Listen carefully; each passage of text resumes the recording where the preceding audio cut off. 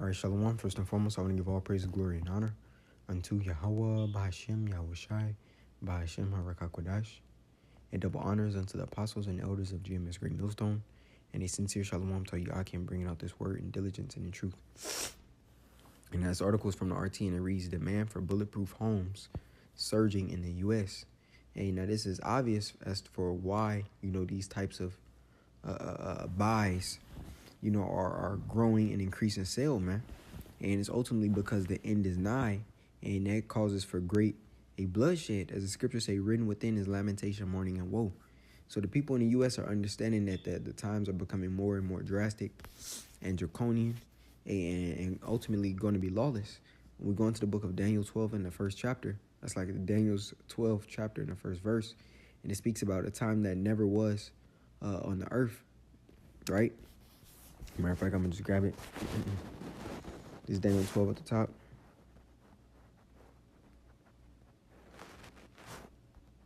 It reads, and at that time shall Michael stand up, the great prince, which standeth for the children of thy people. And there shall be a time of trouble, such as never was since there was a nation, even to that same time. And at that time, thy people shall be delivered, everyone that is found written in the book. And so the elect, they are going to be safe, and protected. And while the rest of the people of the world, the 2/3 of the nation of Israel, are going to be, destroyed, man. And whatever judgment that the Lord has built up for them. Now, also understanding that these people are building these houses because they understand that the turmoil which is going to happen in America is due to political, division, and also due to social caste division, man. Meaning basically what? Dealing with monetary. Right? So this is Mark 3, because it's showing that Esau's kingdom is crumbling to the point where the American citizens have to now bulletproof their houses. It says, Mark 3:23, and he called them unto him and said unto them in parables, how can Satan cast out Satan? And if a kingdom be divided against itself, that kingdom cannot stand. And that's here, man. Here you have, and the scriptures say, the two horns as a lamb, and he spake as a lamb, right? Two-party system, Democrats and Republicans, which were your ancients, plebeians, and patricians. And now you have, and they work together because it's left wing, right wing, it's the same bird. But the people don't realize that, and they're giving their spirit unto either side. So whatever president is in office, whatever laws are enacted, they feel like it's a personal attack, right? And there's always going to be one side that's angry. So the house divided and the king divided, speaking of Babylon the Great. It says, and if a house be divided against itself, that house cannot stand. And if Satan rise up against himself and be divided, he cannot stand but hath an end. Now, let's actually read some of this article.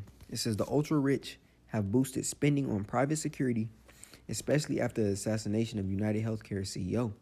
It says, U.S. billionaires have ramped up personal and residential security over the past few years, installing bulletproof fittings and panic rooms. Private security firms have been in high demand even before the murder of United Healthcare CEO Brian Thompson, but the killing has sparked a new wave of spending on security. And so it's the rich that's scared, man. They're scared of the poor. It says fortified and not just, just any poor, but if they're in the public and can be touched, right? Because the elites, the Rothschilds, the Rockefellers, the DuPonts, the Gettys, the Bilderbergs, they not about to be touched by the average person, man. The average person really don't even know who those families are, nor do they know what they control, right? So the elites are going to be protected through the nukes so that they be rounded up as the first batch or first crop of servants, so to speak, for the elect, man, in Yahushai. It says, fortify the state, a firm that installs armored doors, bulletproof glass windows, and other high-tech home fortifications, told the outlet that the month before the November U.S. presidential election was one of the busiest on record. People just weren't sure what was going to happen. It says, Harris saw demand for home security surge among America's super rich because of the reaction to the killing of George Floyd and the 2021 storming of the Capitol. A pivotal moment to basically the people rebelling It says wealthy people are spending millions on private security, and the installation of bulletproof glasses at their homes has become very common over the past 4 years. It says the political landscape has made people feel quite uneasy, right? We spoke about the two horns like a lamb, but he spake as a dragon. It says they have this perception that there's an assassin on every street corner, but there's not. The sense of insecurity increased after the assassination of United Healthcare boss, who was gunned down outside at Hilton Hotel. It says wanted posters. Now, I'm read this last paragraph. It says many wealthy families are doubling or even tripling their security budgets. Items in demand include thermal security cameras, armored doors, like windows and panic rooms, sensors for valuable artwork. Now, why is that the one thing you're focused on? And that shows you how comfortable Esau is, right? Here it is. Hey, they're not just focused on, stocking up food and, provisions, guns and so forth, which ain't none of that is going to save you. But they're worried about protecting their artwork, man, right? Showing you how much money they actually have. That art is going to even be something that they're going to try to protect in the times that we're coming into. It says windows and panic room sensors for valuable artwork, anti-drone systems, gas detection systems, and other installation. Price tag for advanced security technology starts at $1.5 million, right? So the average person has no way, in order to achieve, that type of security. But let's get into what the scriptures speak about for the times that, this article is speaking of, which are nigh. Matter of fact, this is coming from the book of Job 20.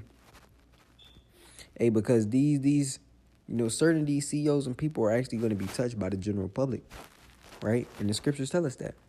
This is Job 20. Yeah, because you got to think, these people are eating at the moment, making millions of dollars. And you have the regular American, who's overdrawing fees in both checkings and savings, man, right? This is Job 20 and 22.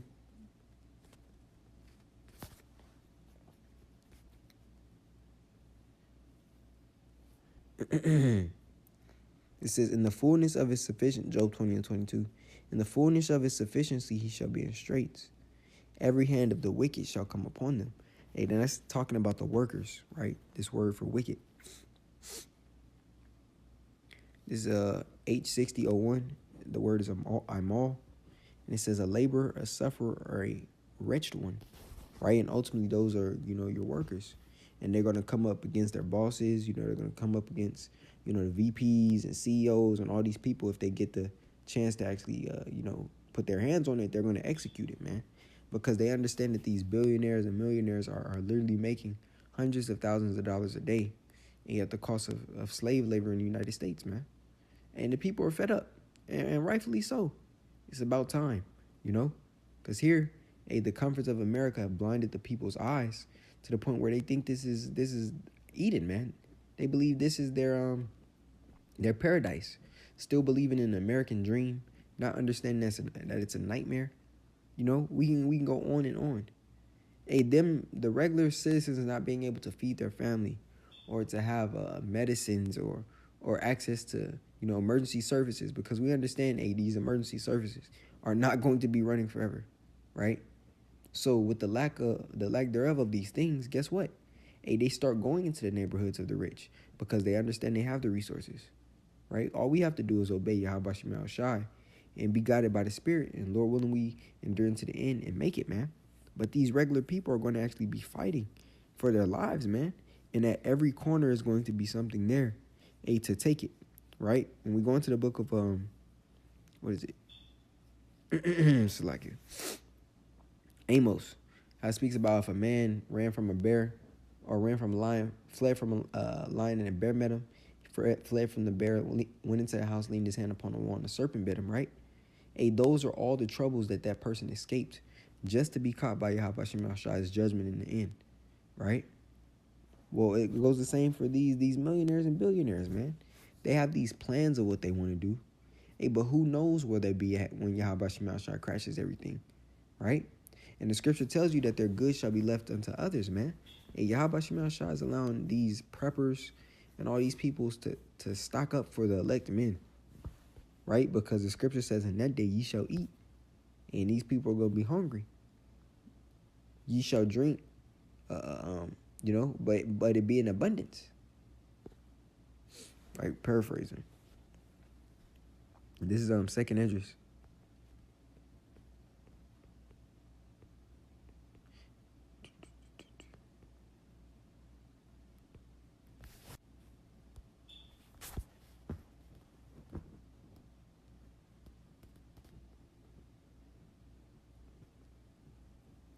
It's like maybe 15. Yeah, I think it's 15.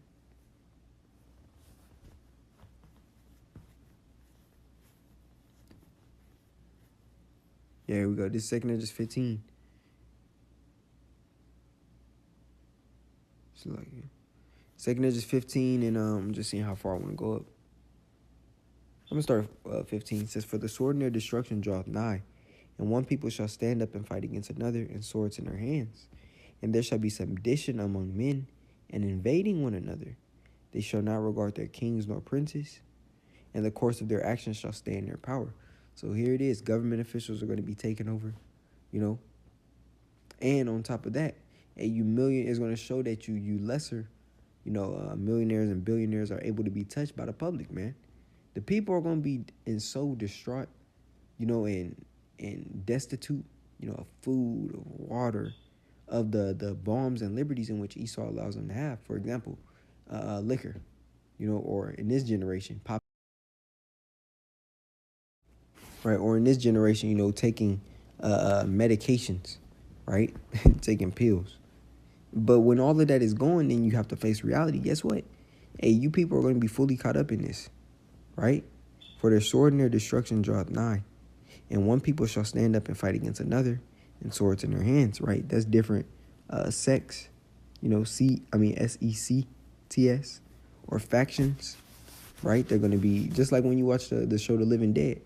It starts off with, a bunch of people trying to survive, and then the numbers just dwindle and dwindle, and they start making pacts with each other, right?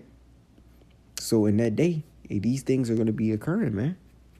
It says, "For there shall be sedition among men, and invading one another. They shall not regard their kings nor their princes, and the course of their actions shall stand in their power." So someone with that amount of money, a CEO of a company, he probably felt as if he was untouchable, man, right? But the scripture says what? It says, "They shall not regard their kings nor princes." Meaning what? These people who are generally, off, what's the word? These people were generally not on the scene, right, so to speak. They're on vacationing somewhere. Hey, well, in this day, you don't know where you'll be. And Yahweh Shema Shah is going to allow these spirits of vengeance, to hop on people to bring forth judgment, man. And that includes the politicians, right? Because here it is. This man is supposed to have all type of security around him. He's a CEO of a company. And then he just point blank just gets the spirit knocked out of him, man. Right? So when this article is speaking about individuals with bulletproof houses, this is the only balm in which Esau is going to protect them, man. Because they know that they're in trouble once all hell breaks loose as well, man. But our hope is in Yahweh Shema Shai. Our expectation is that we make it. Because that's what we're fighting for. So I just want to bring this quick lesson to the body. Lord willing, it was edifying. I want to give all praise, glory, and honor unto Yahweh, Bahashim, Yahweh Shai, Bahashim, Harachakodash. Double honors unto the apostles and elders of GMS Great Millstone. And a sincere shalom to Yakin, bringing out this word in diligence and in truth. Shalom.